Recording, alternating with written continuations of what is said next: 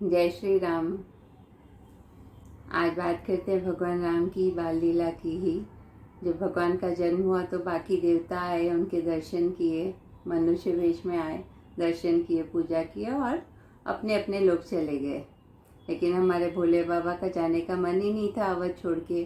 तो वो कभी कोई रूप धारण करके भगवान के पास पहुंचने की कोशिश करते थे।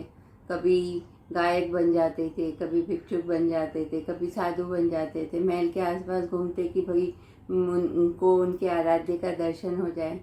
तो एक बार ऐसे ही थोड़े साधु डरावना सा था उनका लुक। तो वो कोशिश कर रहे थे राजमहल में भगवान के दर्शन हो जाए। तो औरतों को पता चला तो वो बोली, अरे इसके रूप से तो भगवान डर जाएंगे। तो उसको बाबा आगे जाओ, बाबा आगे जाओ करके उनको हटाती गई। हटाते हटाते इतनी दूर हटा दिया कि वो सरयू के किनारे तक पहुंच गए। तो बोली, नहीं भाई, आपके रूप से हमारे राम लला डर जाएंगे। तो भगवान सोचे आज तो ये दर्शन नहीं होंगे, क्या करना चाहिए।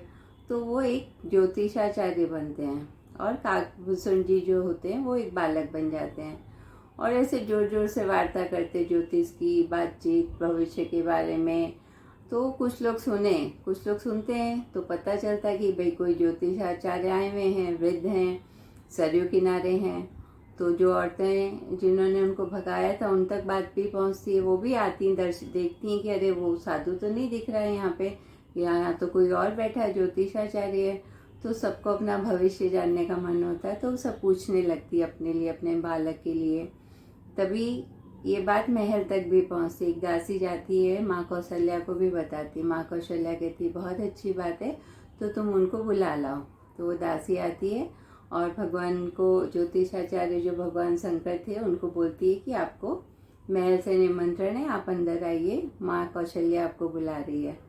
तो यही तो चाहते थे भोले बाबा। पहुँचते अंदर तो माँ गोद में राम को देती है और कहती कि भाई बाबा, मेरे बच्चे का भविष्य बताइए। सब माँओं को उत्सुकता रहती है अपने बच्चे का भविष्य जानने के लिए। तो भोले बाबा सब बताते हैं उनको, उनके हाथों को सहलाते हैं, उनके पैरों को सहलाते हैं। दर्शन करके रोम रोम उनका हर्षित है कि भाई भगवान राम उनके आराध्य उनकी गोद में हैं, बाल रूप में हैं। तो भविष्य सब अच्छा बताते हैं कि भाई बहुत अच्छा राजा बनेगा, अच्छी शादी होगी, बहुत सुंदर लड़की से इसकी शादी होगी।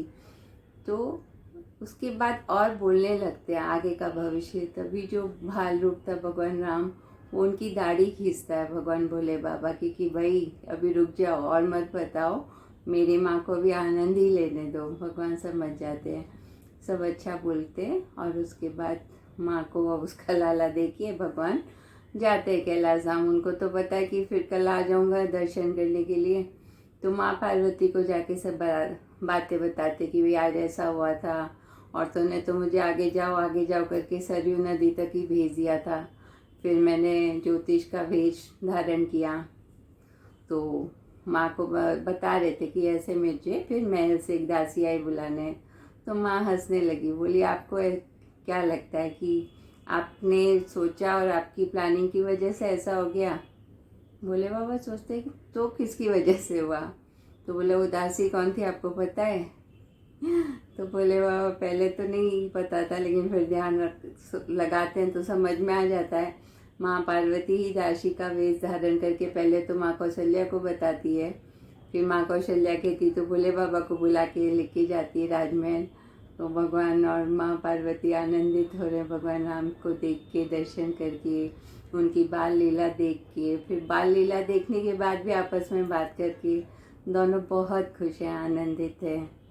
तो ऐसे हैं हमारे भोले बाबा, और भगवान राम की बाल लीला का भी आनंद अद्भुत ही है। जय श्री राम। सबका मंगल हो।